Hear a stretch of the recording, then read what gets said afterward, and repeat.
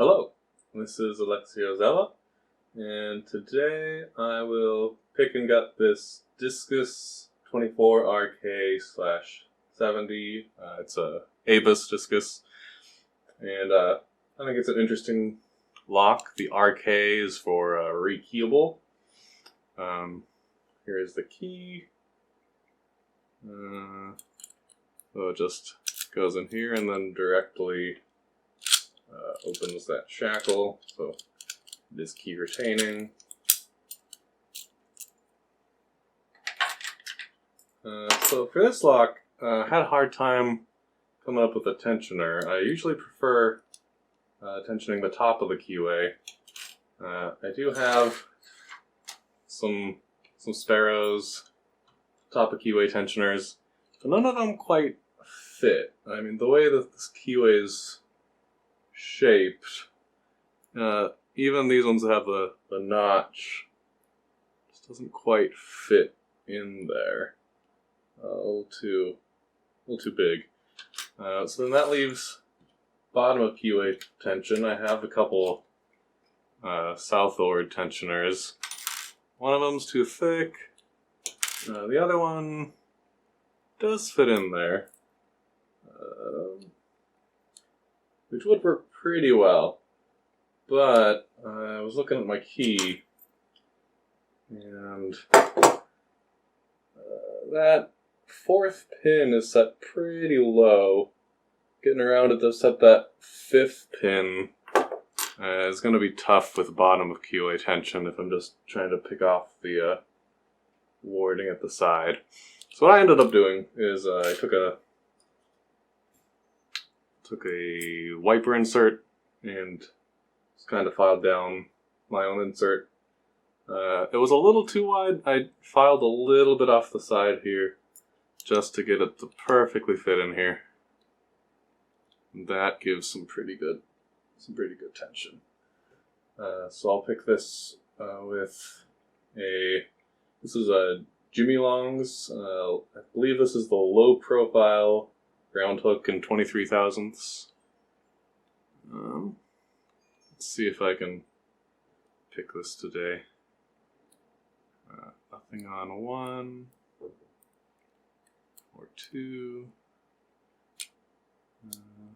Maybe something on 3. Pin 4. Okay, I just got something out of pin 4. I'm going to go back to 1. I didn't check 5 yet because I don't want to overset 4.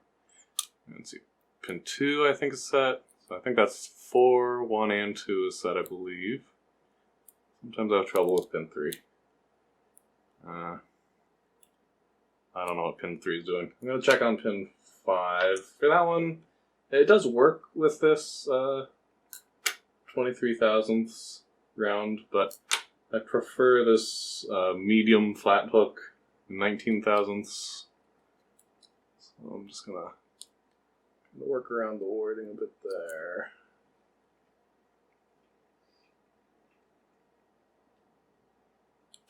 There. I think I did something to pin 5. So what's left? Is this pin 3 giving us trouble? Yeah, I think it's pin 3. And there it is. So this is open. So it's kind of a neat system to rekey this. I think there's a tool that you shove down this hole to release the core. I don't actually have the tool, but any strong metal and 20 to 25 thousandths will do the trick. So welcome to just use a pick and it just falls out.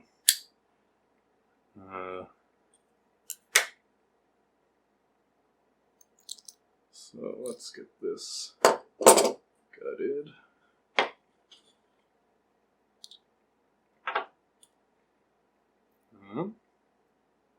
I guess just to be safe, let's get that back into the locked position and use a key. Okay, so on my last video I wasn't able to use a C-clip remover because there was no C-clip. But this one, I can use my Sparrow Scout wrench because there is a C-clip there.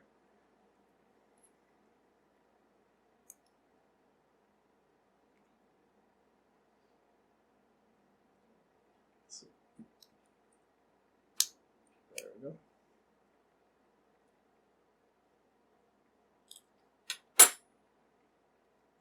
And then last video, I also wasn't able to use my nice Sparrow's metal followers because the core was crimped, or the housing was crimped so that the core couldn't come out with the standard follower. But here, using the 398 thousandths, I believe, the smallest plug follower, it's too big. It's too big, so I still can't use my Sparrow's metal plug followers. That's 0 for 2 so far. I'm just gonna go back to the same tension or the same plug follower I used last video. I have a side that's sanded down for the last lock, but that's alright. I'll just try not to use that side. Just push it through.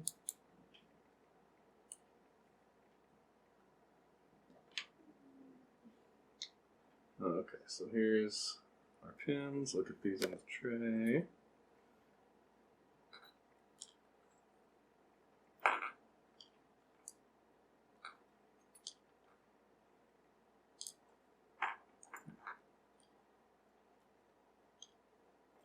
Okay, that is 5 standard key pins. I'll try to give you a better look at these in a moment.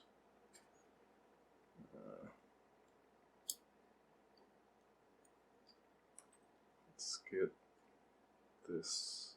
Let's get the driver pins out.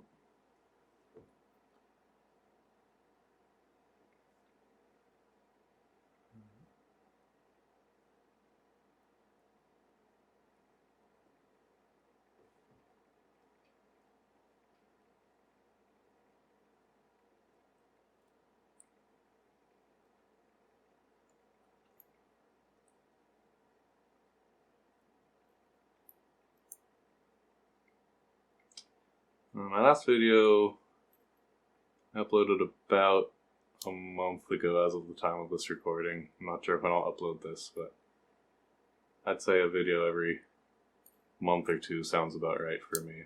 We'll see. Okay, that's the last of the pins. I'll get these springs out. My plug follower is a little bit magnetic here, which is, my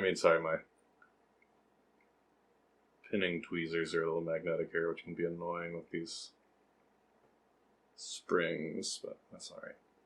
Okay, so if we take a look at this, try not to tip it over, but we have 5 standard key pins, and it looks like pin 1 is a standard driver pin.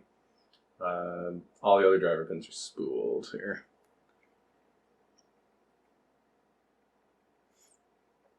So I'll get this reassembled. There we go.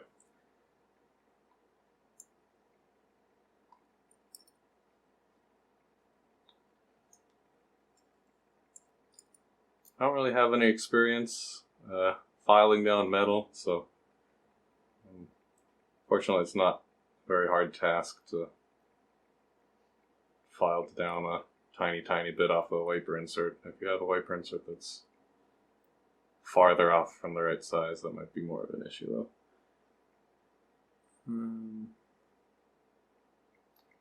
Man, spring's trying to get away from me. Somehow it hasn't sprung out of here yet.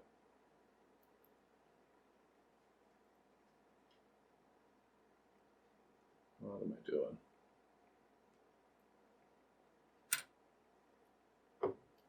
Okay. There we go. Trying to get it right in the hole there. It just isn't cooperating. for the slightly magnetic pinning tweezers aren't helping.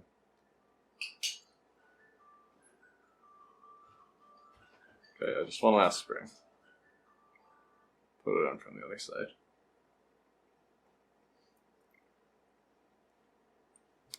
Okay. I think these ones stay in the housing. But this... maybe it helps that the plug follower is not a perfect size. Has a little bit of wiggle room. Not catching on those springs. So let me start with the 5th pin. On this lock I can tell the front from the back of the core by the way the Bible looks. Here it's just kind of it's rounded, but it's kind of like a square corner, where here you see the bevel. So that the bevel's on the front. Now this housing's interesting that it has holes at the bottom of the Bible. Or bottom of the housing, rather. I have a warning I can give about that, but that'll make more sense once this is pinned up again. I'm realizing I'm not giving you guys the best angle to see what I'm doing here, but it's a little tricky for me to see it and let you see it, I guess.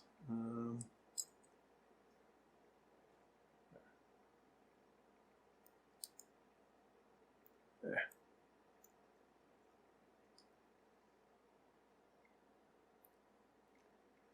I like to grab it right at the top of the driver pin, shove it into the hole a bit, and then come forward with my follower to pinch it there. Like that. And then I like to shove the driver down with my pinning tweezers, and then it's in.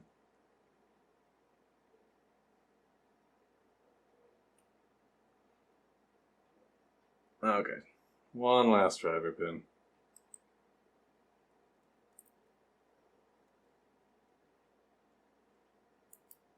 Come on.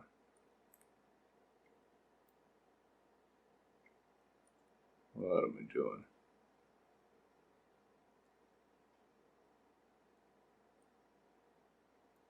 Okay.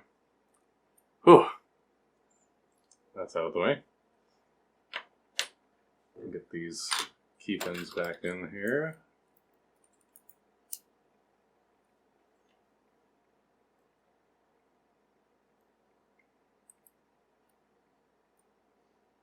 Okay. Try to grab that again right at the top so I can get it in there.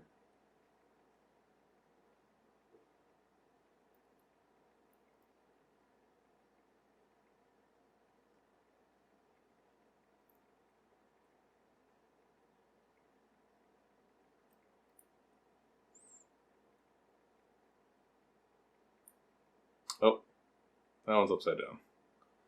You can tell it's not quite grounded. So let me fix that. Heard if you put them in upside down, it increases the effective shear line, makes it a little too easy to pick, but I haven't tried it myself. Okay, that looks much better.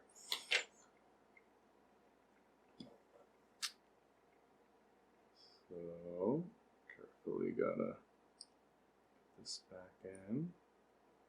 Alright. Okay, so now my warning as promised about these.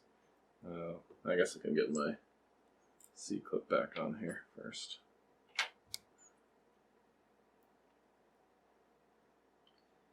Okay, so I don't know if you've heard this already or not, but for any lock it can be dangerous to pick it and then turn it 180 degrees. C-clip's bothering me. Turn it 180 degrees because then the key right now is blocking the bottom of the keyway. Getting a little bit of glare there, but key's blocking the bottom of the keyway that keeps the driver pins. So if I go like this, the driver pins can't go into the keyway because the key is blocking them. But if the key's not there, oops, almost. Okay, I'll explain that in a second. If the key's not there, then in some keyways, the driver pins can come in and brick the lock a bit until you fix it. Well, but with the key, normally it's safe to turn it 180 degrees, do whatever, because the key's blocking the keyway. But in this particular lock, I recommend you never turn, even with the key in, if it's out of the lock, never turn it 180 degrees like this. Because if, right now I'm holding it this way, that's fine. But if you hold it the other way, let me try to minimize the damage here, but if you're holding it like this, in the US I think we would call this right side up, and you turn the key 180 degrees, oh, all my key pins just came out. So that's no good. Because these holes in the housing, the key pins just fall right out. What I suggest, anytime you're gutting a lock, or I guess in this case, even if you have the core out of the housing of the padlock, if something weird like that happens, don't try to rush to fix it. I don't think rushing ever is advantageous. I think you've got to take some time and think about how to fix it. Because if I, right now, was like, oh no, something weird's happening, and I turned it and locked it again, then, well, with the key in, maybe it wouldn't be so bad, but no, even with the key in, it would be pretty bad, because the driver pins would drop into the driver pins would drop down now that the key pins aren't blocking them if I turned it to the locked position. And then it's just a real mess to fix. Right now, it's fairly easy for me to fix this. I just need to put the key pins back in the holes they came out. Oops. I think if I put them in wrong, it won't turn. In fact, let's try that just to see what happens. I think I accidentally put this key pin's quite long, so I think that's the one that's the one that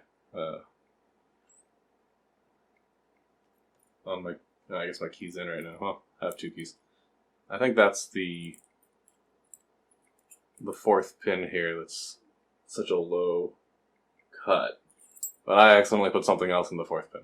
Well, let's see what happens. If I put that fourth pin on a different one, and then hopefully this is the fifth pin, I'm not sure. And then I try to turn it, it won't even turn, which is nice. So let me take out third and fourth pins that I put in the wrong spots.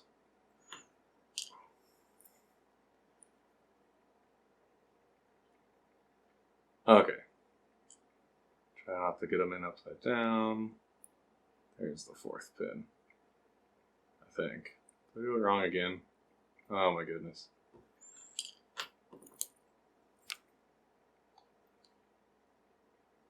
It doesn't want to come out now. There we go. Which one of these is which? Okay, this one definitely looks longer to me. So I think that's the fourth pin. That looks right to me. Third pin. Okay.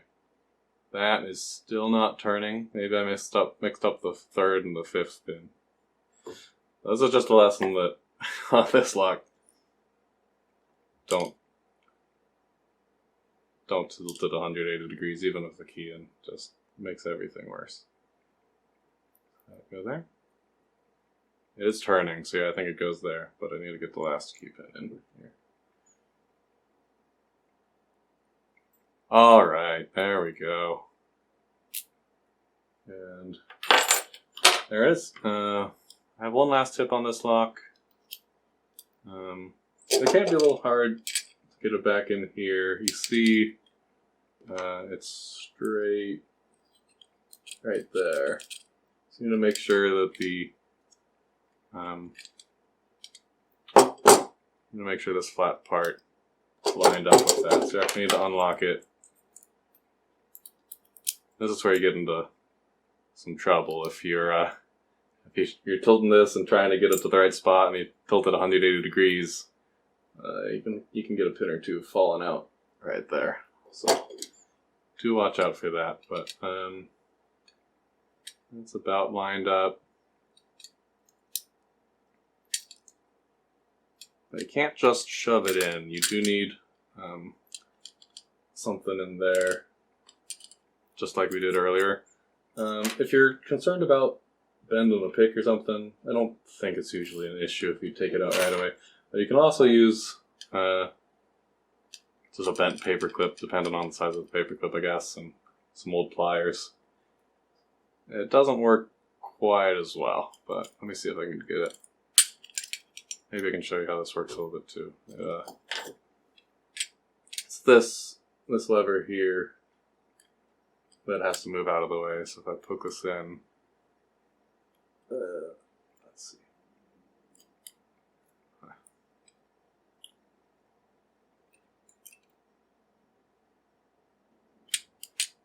There, you see that lever move out of the way. So if I leave it right there, when I get this in, I think that's it. So then I just pull the paper clip out. Okay. I think I covered everything.